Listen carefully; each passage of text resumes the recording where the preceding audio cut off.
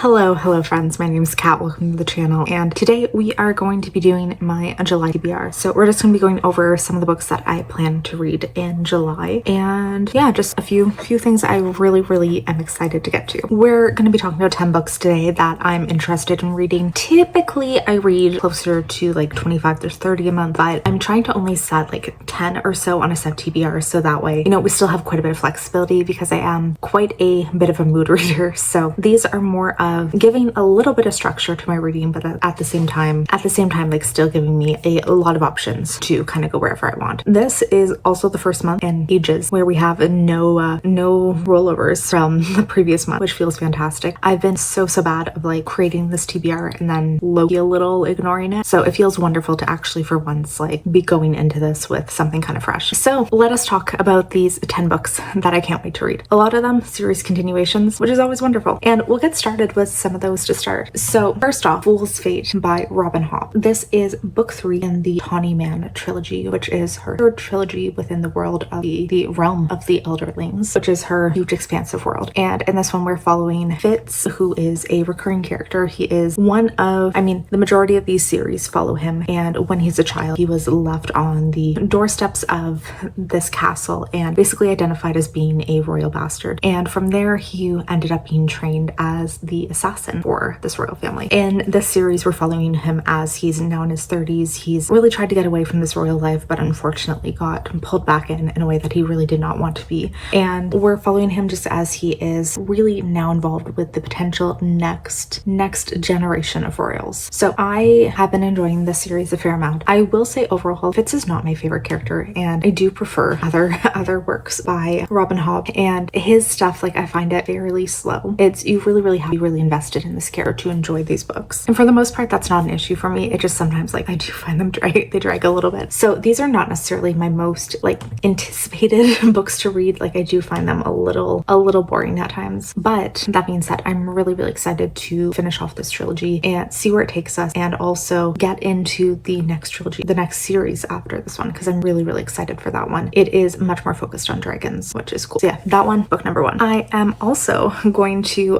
finish off another series. So I am now on book 9 of The Expanse, and this is book 9, the final book, and I would really like to finish off this series this month. So The Expanse, it is a huge expansive sci-fi world where we're really following all of these outer planets and outer systems slash, you know, space stations as they are all in a battle vying for power, and a lot of, you know, repercussions on the world as a whole when all of these different factions are fighting. This has been a very explosive series, and where we are right now, we are it's basically been spanning, I'd say, like 30 to 40 years. We've been with these same characters this entire time, and I know this ending is going to hurt. A lot of things have happened in the last few books that have really drastically changed the course of this world and a lot of what's happening to these characters, and I can't see us coming out of this with a lot of them still surviving, unfortunately, but I am so ridiculously excited to see kind of where it goes. And I'm excited to have another series finished. I'm really trying to make this an effort to actually get some things done and, you know, cross off series from my ongoing reading list. I am going to give an effort to Malazan book 3. So this one is called Memories of Ice, and I'm not going to talk too much about the Malazan series and the plot as a whole, because I'll be honest, I'm a little confused. It's basically, it seems like empires fighting, somebody trying to take down the Malazan Empire, and just different factions within it, and we're following in particular like warriors and all of these different groups of people. I've read 2 books and I am genuinely kind of confused about what's happening, and apparently that's very normal for Malazan because it's a storytelling structure where they very much just drop you into the world. They give you no explanation. They don't really give you any like backstory or like setting slash like context for what's happening, and you're just kind of expected to follow along and figure it out as you go. In theory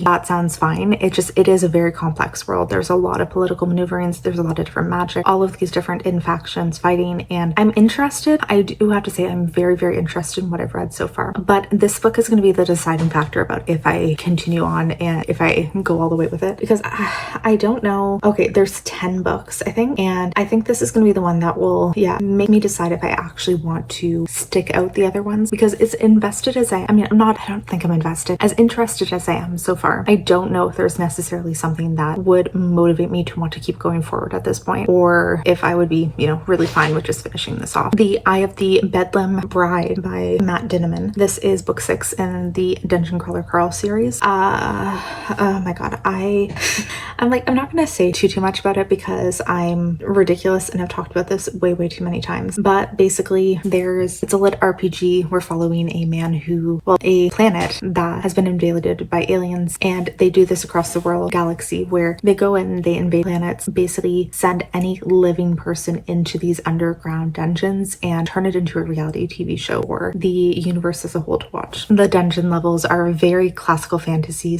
/ very Dungeons and Dragons-esque, where we're following just different quests and different missions as our crawlers are trying to get through it and survive to the next level, because if you in theory make it enough levels, you might be able to have a chance to escape. I really love this series. Every single one has been a 5-star for me, and it's genuinely like one of the best things I've read in I don't know how long. So book six, we have to go into it. I'm trying to take my time, and I've said this too, I'm really trying to take my time with reading these because I don't want to be caught up, and I think there's only 7 books that are out so far, and I'm really trying to just take my time and not rush through them, because once I'm done, then I'll have to wait for the next one to come out, and I don't know how patient I will be. So I'm really trying to space these out as much as possible, and I'm struggling. The Shadow of the Wind, I've discussed this before, but so this one, it's on my 25 to read in 2025 list, and it's basically a young boy. He gets gifted a book, and as he starts to investigate this author / try to learn more about him, realizes that all of his books have systematically been being collected and are being destroyed, and he comes to realize he might be one of the few people who's left in possession of a book from this author, and then starts to get into the world of discovering what is happening in this. I've heard a lot of really good things about it. I know it's fantasy, I think a little magical realism, and I'm very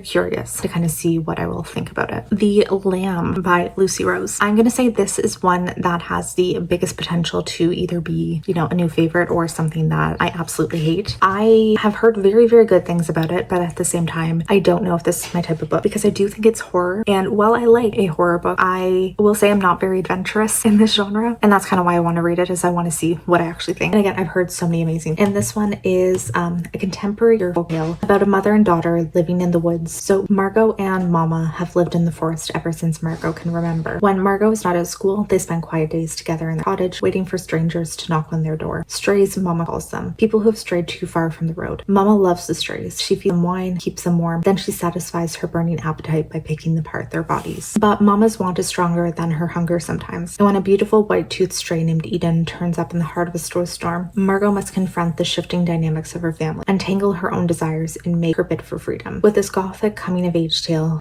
Lucy Rose explores how women swallow their anger, desire, and animal instincts, and rings the relationship between mother and daughter until blood drips from it. I will say everything about that sounds really interesting to me, and it's something I just really curious about. I really want to see if it's something that potentially will work. So next we have a sci-fi, and this is Rosewater by Tay Thompson. I have read this before, though I think we are looking at like 6-7 years ago. It was definitely pre-pandemic, and this is an alien series. So it's one I really love, this first book, and then unfortunately I never continued on in the series. And I can't remember what sparked my interest, but something brought it to mind recently and has made me want to dive back into it and see kind of where the series goes. So it's something about an alien invasion.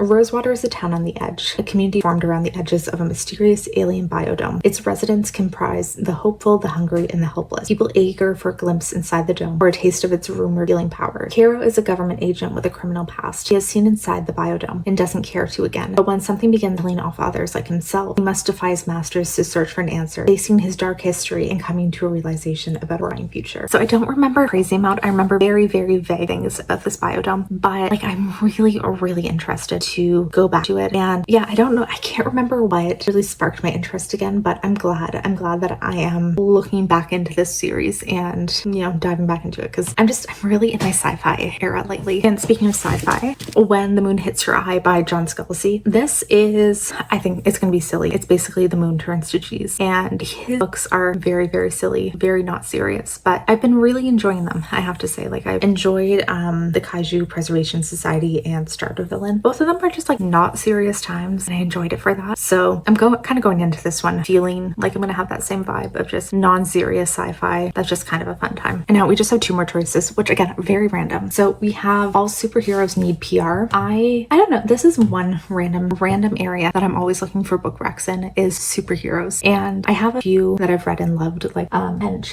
and she was so good. And I have another on my TBR, Mariana Zapata's When Gracie Met the Grump. I really want to read that at some point soon too. But just superhero books are something that like you don't see them often. I want more. So in this one, he's a villain looking for a hero rebrand. She's a marketing genius who can make it happen in this fantastical romantic comedy. It sounds fun. It sounds fun. Like it sounds like it's gonna be maybe not super serious, but you know, that nothing wrong with that. So yeah, I'm excited to see kind of what this one is about. The cover looks pretty fun too, so that could be good. And the final book we have is Till Summer Do It Heart by Megan Quinn. Entirely just because the vibes of the cover, of the name, everything seems summery and we're like in a heat wave right now and I'm feeling a summer beachy read. So this one is a new Laugh Out Loud summer rom-com, and I think she does rom-coms really well. That is what I will say. A lot of them tend to be not very serious, but you know, sometimes we're in the vibe for that. So this is Scotty Price just started a new job and it's a real sausage fest. She's the only woman on a team filled with Brad and Chad. Expecting a bachelor pad atmosphere, she's quickly corrected